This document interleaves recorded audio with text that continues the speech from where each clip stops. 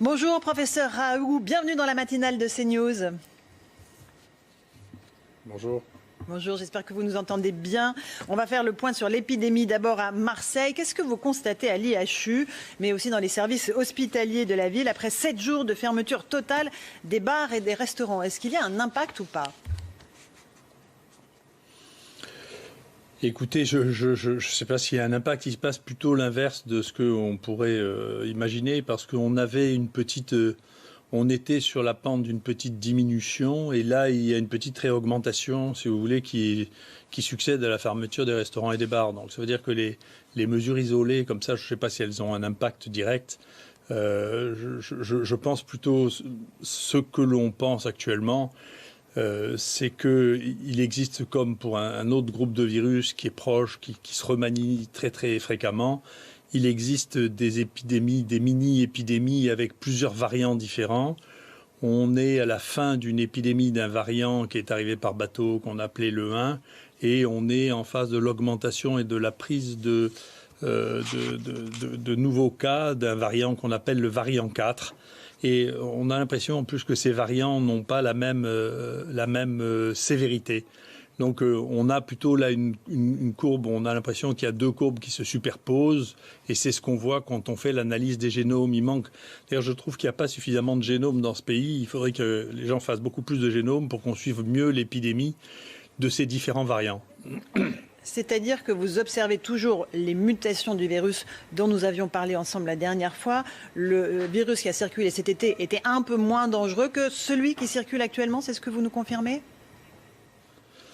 On a l'impression de ça. Donc le premier qui circulait en juillet-août, on a un papier, d'ailleurs une publication qui vient d'être acceptée, donnait sur tous les marqueurs que nous avions une sévérité moindre, moins d'hospitalisation, moins de réanimation, moins de morts. Et puis on a des marqueurs biologiques plus sensibles que ça, en particulier sur les troubles de la coagulation, qui étaient beaucoup plus bas avec ce variant-là qu'avec l'ancien variant qu'on a appelé 0, qui était celui qui a été importé d'Italie, de Chine et d'Italie.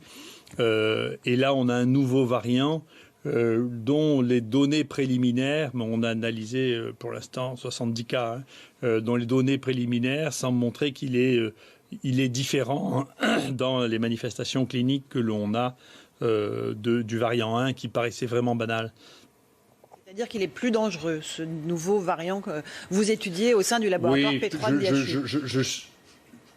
Je suis plus prudent que ça, mais en tout cas, les éléments qu'on a nous laissent penser qu'il n'est pas aussi banal et bénin que ce que nous avons eu là en juillet-août.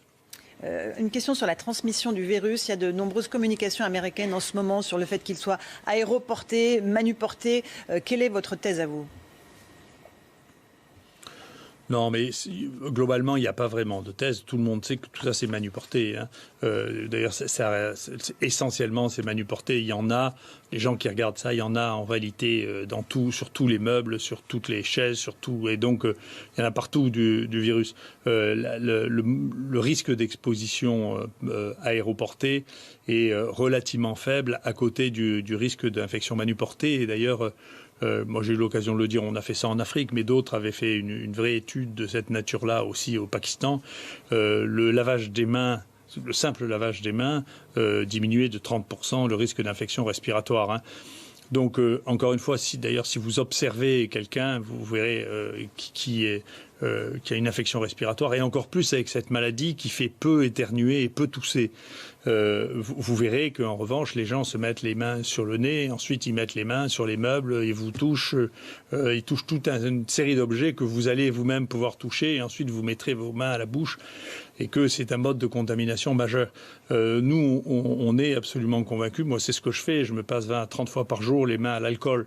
Vous voyez, quelques gouttes d'alcool, et puis ça tue les virus assez facilement qui sont fragiles.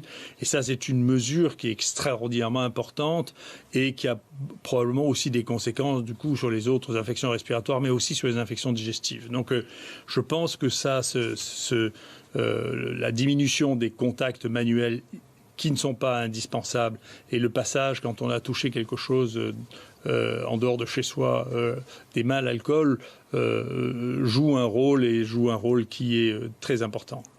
Professeur Raoult, est-ce que les nouvelles règles sanitaires imposées aux restaurants sont de nature à freiner la propagation du virus ?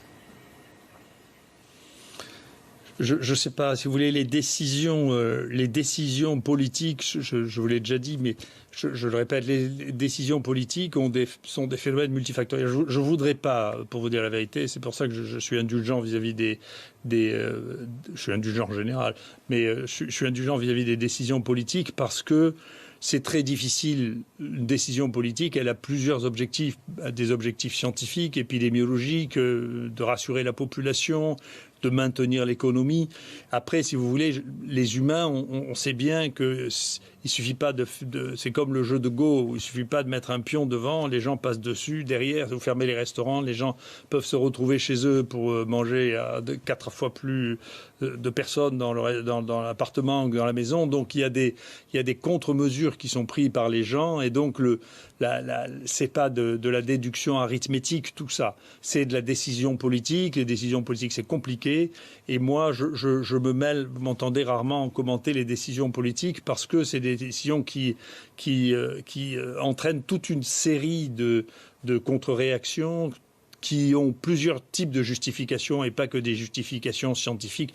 Personne ne peut dire qu'il l'a démontré. On sait bien qu'il y a des cas groupés, des clusters à partir de restaurants, hein, mais personne ne peut démontrer que la fermeture ou la non-fermeture des restaurants change quelque chose. Vous voyez, le confinement, les résultats qu'on a sont ambigus, puisqu'on voit que les personnes confinées qui sont restées ensemble sans être détectées ont finalement ont eu un taux d'infection supérieur aux gens qui étaient obligés d'aller à l'extérieur pour travailler, qui rencontraient probablement peu de personnes infectées. Vous voyez, donc tout ça est d'une immense complexité et on apprendra au fur et à mesure, on comprendra au fur et à mesure. On commence à comprendre un peu avec les études de séroprévalence, c'est-à-dire que quand on regarde les anticorps chez les gens après le passage épidémique. Donc, on commence à avoir des données en France significatives qui datent de mai, donc à la fin de la première épidémie, et qui montrent que, effectivement, les régions ont été touchées de manière inégale, et qui permet de voir, quand on a la mortalité qu'on met en face de la séroprévalence, si les mesures qu'on a prises sont effectives ou ne sont pas effectives. Et donc, on commence à avoir une analyse de ces données-là, mais sur des éléments qu'on ne connaissait pas avant, parce que c'est des données qu'on n'avait pas. Donc, voilà, on voit bien, nous, on sait que dans les Bouches-du-Rhône, on avait 8%, dans le Grand Est, 9%, en Île-de-France, 10%. Et donc, à partir de ça, vous pouvez calculer maintenant la létalité, c'est-à-dire le nombre de morts par personne qui a été positive. Et à partir de ça, vous pouvez évaluer la manière dont a été managée l'épidémie dans les différents sites.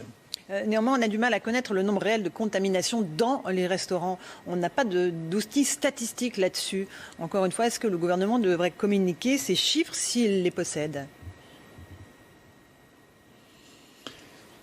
Encore une fois, moi, je me garde vous savez, je ne commente pas, par exemple, les choix de l'entraîneur de l'équipe de foot de France, hein, ni ceux d'aucun entraîneur d'équipe de foot. C'est un métier différent. La politique, ça se juge a posteriori.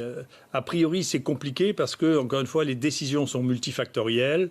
Il y a des éléments sur lesquels je peux me permettre d'avoir une opinion, hein, parce que j'ai tort ou que j'ai raison, j'ai une opinion parce que ça concerne mon cœur de métier. Pour le reste, si vous voulez, je me garde bien de dire, écoutez, si c'était moi qui étais à la barre, le bateau irait mieux parce que je ne veux pas prendre la barre et je ne saurais pas le faire. Donc, si vous voulez, c'est des décisions, encore une fois, qui sont multifactorielles, complexes, et puis, qui plus est, influencées. Je sais qu'en France, on a tendance à voir beaucoup les choses être centrées sur nous-mêmes, peut-être même pas sur toute la France, mais sur une toute petite partie. Donc, vous voyez ce dont je parle. Mais en réalité, bien entendu, ces décisions sont aussi influencées parce que les gens qui décident regardent ce que font les voisins et tout ça a un effet d'entraînement. Alors si le voisin fait ci, on le fait aussi parce qu'on a peur d'être accusé d'avoir fait moins que le voisin qui aurait des meilleurs résultats. Vous voyez, donc la décision politique, c'est une décision complexe. Et personnellement, je crois qu'il n'y a que le temps qui trie et qui dit, écoutez, vous avez bien fait, vous avez mal fait, on verra bien si on a bien fait ou mal fait. Moi, pour l'instant, l'instant, je pense que, pas spécifiquement la France, mais je pense que l'Europe de l'Ouest et les États-Unis font plutôt moins bien que les autres pays du monde. Voilà, je pense que peut-être parce que nos populations sont trop réactives ou trop émotives, mais on fait plutôt moins bien, et ça c'est chiffrable. On voit maintenant au point où on en est, on a plus de morts, on a géré avec plus d'affolement, trop de communication, trop d'énervement. Ça, c'est mon avis, parce que les chiffres permettent de dire ça, parce qu'on peut regarder la mortalité par million d'habitants dans différents pays. On voit bien qu'il y a des différences qui sont spectaculaires, quand même. Est-ce qui guide aujourd'hui l'action... Mais ce n'est pas spécifique à la France. Mais ce qui guide l'action du gouvernement, aujourd'hui, c'est une obsession, c'est le nombre de lits de réanimation. On est totalement focalisé là-dessus. Est-ce que c'est un bon critère, selon vous, pour freiner, encore une fois, la propagation de l'épidémie? Vous voulez que je vous explique? Vraiment? Allez-y. Alors, je vais vous expliquer. La réanimation pose 2 ou 3 types de problèmes. Le premier problème, c'est que les réanimateurs ont progressé et notre population a vieilli. Ce qui fait que dans les réanimations, on admet et on réanime des gens de plus en plus âgés. Actuellement, on réanime des gens qui ont 80 ans, voire plus de 80 ans, ce qui était juste impensable il y a 10 ans. On fait cette nouvelle technique extraordinaire qui permet de se substituer entièrement au poumon, qu'on appelle l'ECMO. On fait ça à des gens qui ont 75 ans. C'était impensable quand les ECMO ont commencé, et ça a été commencé à être mis en place avec la grippe H1N1. Donc la population qui a accès à la réanimation n'est plus du tout la même. Elle a changé. Et la taille des réanimations n'a pas été adaptée à ce changement très important. La deuxième chose, c'est que pour faire des crises, il faut avoir des services accordéons. Et donc, il faut avoir des services qui grandissent et qui grossissent. Et ça va assez mal avec la planification. Vous voyez, la planification est une chose. Et la planification est toujours basée sur des modèles. Et les modèles ne prédisent jamais, sont incapables de prédire les événements chaotiques. Vous voyez, donc, un événement imprévu, par définition, ne peut pas être prévu. C'est même sa définition. Le troisième point, qui est un point sur lequel le gouvernement pourrait intervenir, je pense qu'il fera, c'est que dès que l'on est en période de tranquillité, la réglementation augmente. Et là, la réglementation qui concerne les horaires de travail des anesthésistes réanimateurs est une réglementation de temps de paix. Elle n'est pas utilisable en temps de crise. Alors pendant la première crise, des éléments de cette réglementation sur les récupérations de garde ont été mis entre parenthèses. Je pense que quand on a ces situations de crise, même si les gens qui sont pas très contents qu'un droit acquis soit remis en cause, il faut les pondérer de manière à ce qu'on ait le personnel suffisant pour faire fonctionner ces réanimations. Et enfin, il y a une réflexion de fond, mais là non plus, ce gouvernement n'est pas spécifiquement responsable. C'est une longue suite. Au contraire, il y a une tentative de rectification qui date depuis 30 ans. On a installé un frein à la possibilité de se former aussi bien pour les infirmières que pour les médecins, et nous en manquons cruellement, et nous allons en souffrir beaucoup plus que maintenant, parce que la population médicale est ancienne, je ne veux pas dire vieille, j'en fais partie. On est un des pays de l'OCDE dans lequel il y a le plus de médecins de plus de 55 ans. Vous allez voir ce qui va se passer dans 10 ans. Et on manque d'infirmières. Et donc, un des problèmes maintenant, c'est que pour faire face à ces besoins, nous avons besoin de plus d'infirmières et plus de médecins. Et ce pays s'est empêché et a empêché les jeunes de faire leur métier au nom de calculs, de modèles et de modélisation qui sont déraisonnable parce qu'ils croyaient prédire l'avenir. On n'avait pas prévu la diminution du temps de travail, la féminisation, l'augmentation du vieillissement de la population, donc qu'on ne pouvait pas prédire. Et donc vous comprendrez pourquoi je suis tellement hostile aux prédictions. On ne peut pas prédire les évolutions sociales et on ne peut pas prédire les événements chaotiques. Et donc toutes les projections et les planifications qui sont faites au nom de cela sont des erreurs dramatiques que l'on paye très longtemps après. Vous voyez, donc ça a commencé sous Giscard, la restriction brutale du nombre de médecins. On vous sent plus prudent ce matin, professeur Raoult, notamment sur les décisions prises par le gouvernement. Est-ce que c'est parce que vous en avez assez d'être le centre de certaines critiques ? Oh, écoutez, non. Je pense que il va falloir tenir, c'est-à-dire que on est vraisemblablement scientifiquement ce que croient plusieurs personnes qui travaillent sur ce groupe de virus. c'est que ce virus va probablement être comme les rhinovirus, c'est-à-dire va faire des remaniements entre virus. Je pense que les variants que nous avons sont issus de variants entre virus. Donc il va falloir tenir. La question, si c'est juste un épisode, ce qu'on pouvait espérer, c'est une chose. Là, si on a des virus qui se recombinent, c'est comme ça qu'on appelle ça, eh bien, et en partie peut-être même qu'ils se recombinent avec les virus les plus fréquents respiratoires qui sont les rhinovirus, il va falloir apprendre à vivre avec ça et il va falloir apprendre à aménager nos réponses médicales à ça. Après, à côté de ça, sur la mortalité, je pense qu'il faut continuer à être raisonnable. Nous, les gens qu'on voit mourir, c'est des gens qui ont des espérances de vie qui sont extrêmement faibles. C'est des gens qui ont plus de 80 ans, voire plus de 90 ans. C'est des gens qui ont des polypathologies extrêmement sévères.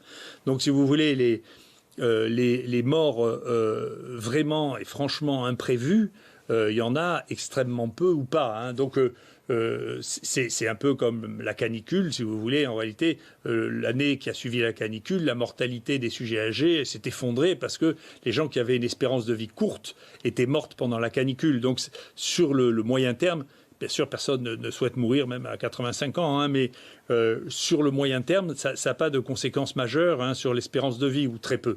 Donc on verra ça, là aussi, on verra quand les choses arriveront. Il va falloir apprendre à vivre avec ça, et vivre avec ça, ça veut dire que il faut que le niveau de tension entre les uns et les autres se calme. Moi, personnellement, c'est pas que ça m'ennuie, mais je suscite un nombre de réactions que je croyais incroyables. Il y a des gens qui m'insultent, qui se plaignent auprès du Conseil de l'Ordre. Il y a une cinglée là, qui fouille les 3500 publications que j'ai faites pour savoir si je ne me suis pas trompé. C'est pas que ça m'empêche de dormir. Mais globalement, ça veut dire que là, il se déchaîne dans ces conditions. C'est Bernard Olivier qui a dit ça, une cruauté, si vous voulez, qui a le droit de s'exprimer, que l'on ne doit pas laisser s'exprimer dans des sociétés civilisées. Et donc, je pense que la crise sociale, là, est une crise sociale qui est très violente, que c'en est juste une partie. Il ne faut pas trop ouvrir les portes à la cruauté. C'est pas bien. C'est très dangereux. Voilà. Donc, moi, je continue à penser que l'essentiel de mon métier, c'est ce que je fais, c'est d'organiser ici les choses pour prendre les gens en charge. Vous savez, on en reçoit 3000 par jour. C'est un défi quotidien de faire que les gens n'attendent pas 4 heures, de trouver la capacité pour les tester, de les prendre en charge. C'est un défi quotidien, c'est notre métier. Ensuite de ça, moi, j'ai une opinion que j'ai manifestée sur le fait qu'en fonction de la prise en charge, eh bien, on n'avait pas la même mortalité, je le maintiens. Je pense, encore une fois, que l'approche scientifique de ce pays a été trop virtuelle. Je pense que nous devrions avoir, vous savez, rien qu'à Houston, il y a plus de génomes maintenant que dans toute la France réunie. Il n'y a que nous qui faisons des génomes en série. On a fait 1 millier et les autres n'en font pas. Je pense que l'approche scientifique dans ce pays et la distribution des données scientifiques est en retard. Toutes les données sur la séroprévalence, sur les génomes, sont des choses qui amènent les scientifiques à réfléchir. Et la science, ce n'est pas une chose qui se décide juste par un conseil scientifique. Il faut qu'il y ait un conseil scientifique s'il en faut un. Mais il faut multiplier les données, acquérir des données et les comparer. Justement, on voit que vous en avez marre. Et c'est ça la priorité. Vous en avez marre de prendre des coups et c'est bien normal. Vous parlez de conseil scientifique. Marseille veut se doter d'un conseil scientifique en vous y associant. Est-ce que vous en ferez partie ou pas ? Alors, écoutez, pour l'instant, ça c'est de l'information qui vient de vous. Moi, on ne m'a rien demandé. Si on me demande, je réfléchis. Mais de toute manière, que ce soit à Marseille ou que ce soit dans mon pays, quand on me demande mon avis, je le donne. Si je suis compétent pour le donner. Vous savez, je suis en contact de manière hebdomadaire, comme j'ai eu l'occasion de le dire de manière tout à fait officielle, avec le ministère de la Santé, pour les informer, avant d'informer qui que ce soit d'autre, des choses que nous trouvons, des choses que nous pensons, et je le transmets. Et puis ensuite de ça, c'est leur métier de le transformer en ce qu'ils veulent. Donc oui ou non à ce conseil scientifique marseillais ? Je n'ai pas compris. Encore une fois, on ne m'a pas posé la question, donc c'est vous qui me posez. Bon. Et si vous me demandiez de faire partie du conseil scientifique de CNews, je dirais non. D'accord, je comprends. Il n'y en a pas. Mais si la ville de Marseille me le demande, je verrai ce qu'il me demande. Moi, je suis, encore une fois, je suis un fonctionnaire, et si on me demande de participer à quelque chose qui socialement représente un intérêt par des gens qui ont la légitimité pour me demander, je dirais, je vois pas pourquoi je refuserais de donner mon avis. Bon, vous avez remarqué, je le donne facilement, mon avis. Oui, oui, mais là, on vous sent un peu plus sur la réserve et on voit qu'évidemment, vous en avez sans doute un peu assez d'être la cible permanente. Même quand on regarde l'ordonnance de Trump, on dit « Ah, mais regardez, il n'y a pas l'hydroxychloroquine ». C'est peut-être ce symptôme-là aussi qui est le mal français. Je ne sais pas, si vous voulez. Encore une fois, j'ai eu l'occasion de vous le dire sans vouloir...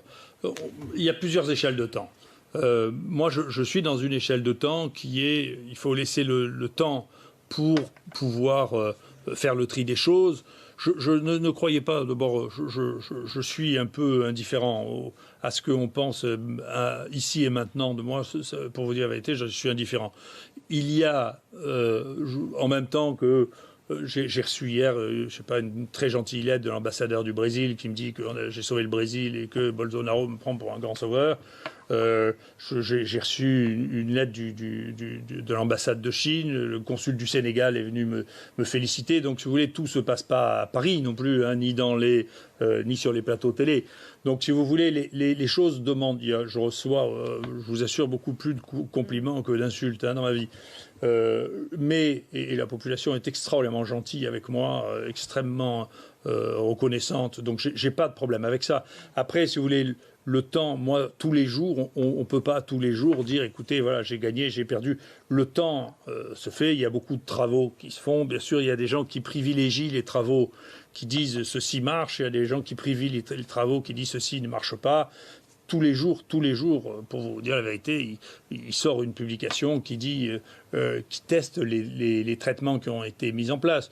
Moi, là, encore une fois, j'ai joué mon rôle, c'est-à-dire j'ai évoqué et mis en place un traitement qui est repris par des millions de gens dans le monde, hein, des milliards même, puisqu'il y a 4,5 milliards de gens qui vivent dans des pays dans lesquels c'est recommandé ou proposé. Donc il y a pas, encore une fois, il n'y a pas que dans 2 ou 3 endroits dans lesquels on décide si c'est bon ou pas bon. Tout ça, c'est une affaire planétaire.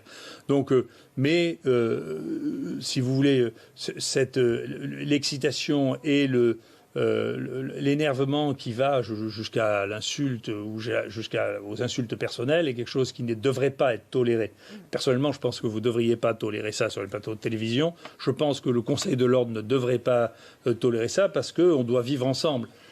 Après, on a le droit d'avoir des opinions différentes. On a le devoir de communiquer les données objectives et réelles, même quand elles sont désagréables, les données objectives. Et ensuite de là, ça s'arrête là, et si possible sans nommer les gens. Mais au-delà, si vous voulez, on finit par perdre le lien social. Il ne faut pas le faire.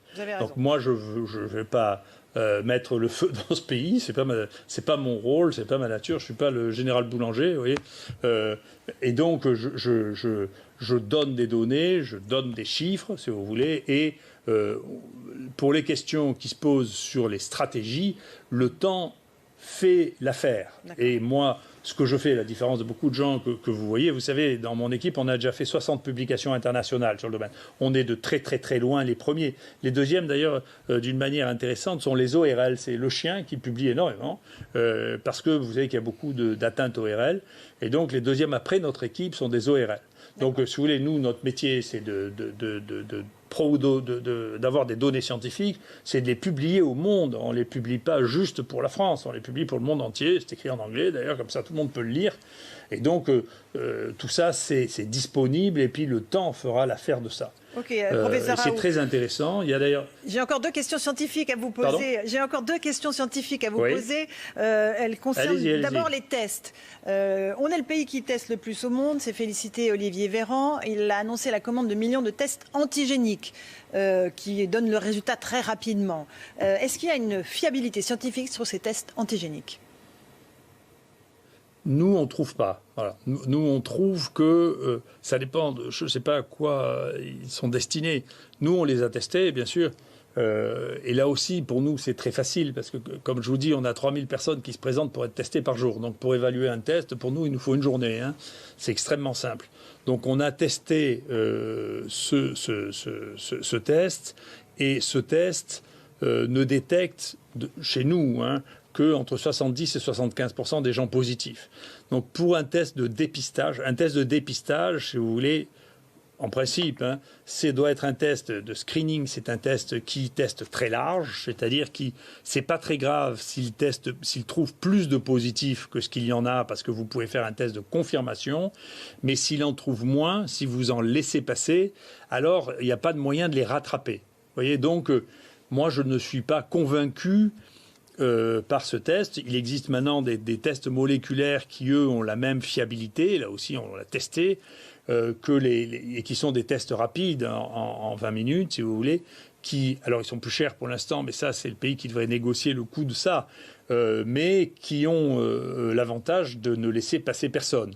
Donc moi personnellement, mais c'est pas différent des tests de cette nature qu'on a eu pour d'autres infections respiratoires. C'est des tests qui ont ce que nous on appelle une faible sensibilité. C'est très rapide. C'est très pratique, mais il faut faire un test derrière. Donc, si vous voulez, si c'est pour faire des tests derrière chez les négatifs pour détecter les positifs, c'est pas extraordinairement fonctionnel. Voilà. Donc, ça ne me paraît pas actuellement des tests diagnostiques fiables. Mais encore une fois, ça peut être utilisé à autre chose. J'en sais rien. Concernant le vaccin, le monde entier a les yeux rivés sur la recherche vaccinale. Est-ce que vous êtes toujours sceptique sur l'efficacité d'un éventuel vaccin? Quelle protection aurait-il? Le professeur Salomon a même dit que si on a peu de symptômes, on est très peu immunisé. Donc voilà, encore une fois, est-ce qu'il faut mettre tous nos espoirs sur la vaccination? Oui, je ne sais pas d'où on sort que quand on a peu de symptômes, on est peu immunisé. Je ne sais pas s'il y a vraiment des études là-dessus, puisqu'on voit bien que la séroprévalence, c'est-à-dire les gens qui ont des anticorps, sont beaucoup plus fréquents que les cas qui avaient été diagnostiqués. Mais ce qui est exact, c'est qu'il y a des gens, il y a quelques exemples, nous aussi on en a, de gens qui ont fait une infection là en avril-mai et qui font une infection maintenant. Avec un autre variant. Alors, on ne sait pas. On est en train de regarder si c'est que simplement l'immunité est insuffisante. Pourtant, qu'il y avait des anticorps. Si c'est l'immunité qui est insuffisante ou si les variants résistent à l'immunité naturelle. Donc ça, c'est une vraie question. Et il existe encore une fois, c'est pour ça que le modèle, la compréhension génétique de ce virus, pour moi, est une vraie priorité. Et je regrette encore une fois qu'on ne fasse pas plus de génome dans ce pays. Il faudrait vraiment, vraiment, vraiment faire Vous voyez, si j'étais actif dans ce conseil scientifique, je demanderais qu'on arrive à produire une vingtaine de milliers de génomes pour essayer de comprendre ce qui se passe et comment ça circule dans ce pays. Parce que si ce que je redoute se passe, c'est-à-dire que s'il y a de l'hybridation, de la recombinaison entre ces virus, entre les différents coronavirus, et nous, on a eu des infections avec 2 coronavirus à la fois. Un coronavirus endémique, ceux qu'on a tous les ans, les 4 qui circulent, et le Covid. D'accord ? Et donc, ça, vous savez, comme ils sont très proches, d'échanger quelques parties de leur génome est très facile. Comme il y a un risque aussi qu'ils échangent des gènes avec les rhinovirus qui circulent beaucoup, si vous avez ça, vous aurez le même défi que de trouver un vaccin pour le rhinovirus. Et le vaccin pour le rhinovirus, on ne l'a jamais trouvé en pratique. Donc, bien sûr, tant mieux s'il y a un vaccin. Faut pas désespérer les gens. Il y a toute une série de difficultés à envisager qui vont être complexes. Voilà. Donc, là aussi, moi, je me méfie beaucoup des annonces avant d'avoir commencé à avoir un travail, parce que quand vous allez tester un vaccin avec une souche donnée, si vous voulez, la capacité à protéger contre des souches différentes et vraiment différentes, elle n'est pas démontrée. On verra ce que ça donne. Donc, tant mieux s'il y a un vaccin. Tant mieux. De toute manière, on aura un arsenal. Il va bien falloir le tester dans des conditions correctes, parce que comme la mortalité de cette maladie est très faible, on ne peut pas avoir un vaccin qui ne soit pas très sûr. Et donc, il va falloir avoir une notion de la sécurité extrêmement élevée, donc tester des centaines de milliers de personnes pour être sûr que ça n'est pas dangereux. Et donc, il faudra un peu de temps pour avoir un vaccin, et puis on verra ensuite si effectivement il est efficace. Est-ce que vous avez eu des nouvelles d'Olivier Véran, le ministre de la Santé, professeur Raoult? Il est venu à Marseille, il me semble, la semaine dernière pour expliquer ces mesures. Écoutez, non, j'ai pas de nouvelles directes avec lui, mais je suis en contact avec son cabinet. Et encore une fois, si vous voulez savoir si je suis vexé, je suis pas vexé, je vous l'ai dit, je suis un stoïcien, donc c'est surtout l'estime de moi-même que je recherche, celle des autres, si vous voulez. Je préfère que les gens me trouvent très bien plutôt qu'ils me trouvent très mal, mais c'est pas ça qui guide ma conduite. Un dernier mot de ce livre, La science est un sport de combat, que vous publiez chez Humaine Science. Un livre qui est vraiment passionnant, qui explique votre démarche scientifique et même quasi philosophique. Il y a juste un chapitre qui dit « Tout ce que je sais, c'est ce que je ne sais pas ». C'est vraiment, encore une fois, le fondement de votre démarche? Ah oui, si vous voulez...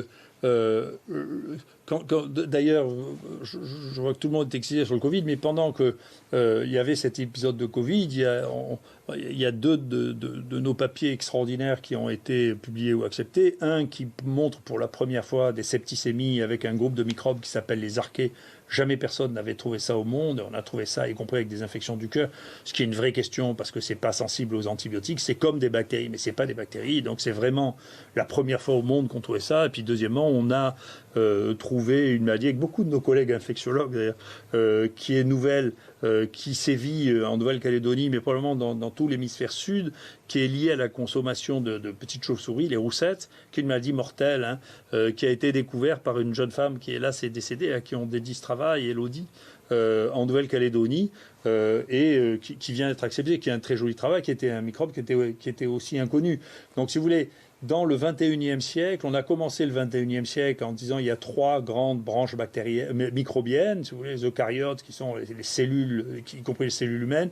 Les bactéries avaient été trouvées dans les années 70, ces archées, et depuis a été trouvé un nouveau groupe de microbes qui fait 20 à 40% des microbes de notre corps et de l'environnement qui étaient totalement inconnus, qu'on appelle pour l'instant les CPR, ou que nous on appelle les mini-microbes, qui a été découvert vraiment pendant le 21e siècle.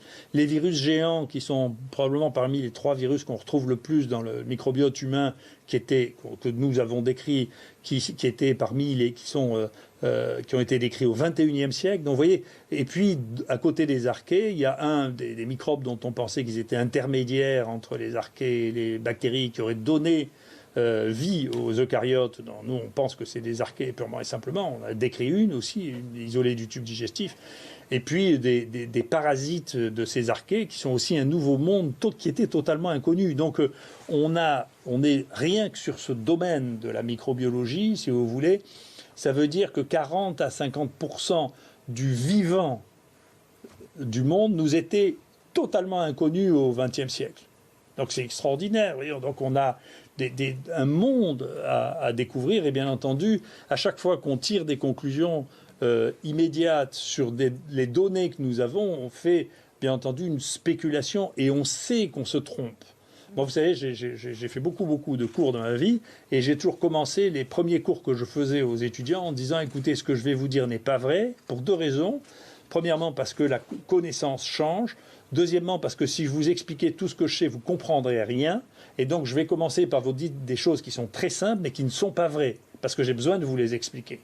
Et ensuite, quand vous aurez appris ces choses simples, vous pourrez apprendre des choses plus compliquées. C'est ça la connaissance. » Merci beaucoup, professeur Raoult, d'avoir répondu à nos questions ce matin sur CNews. La science est un sport de combat, et je crois que vous en savez quelque chose. Merci beaucoup, encore une fois, de ces explications. À vous, Romain Desarbres.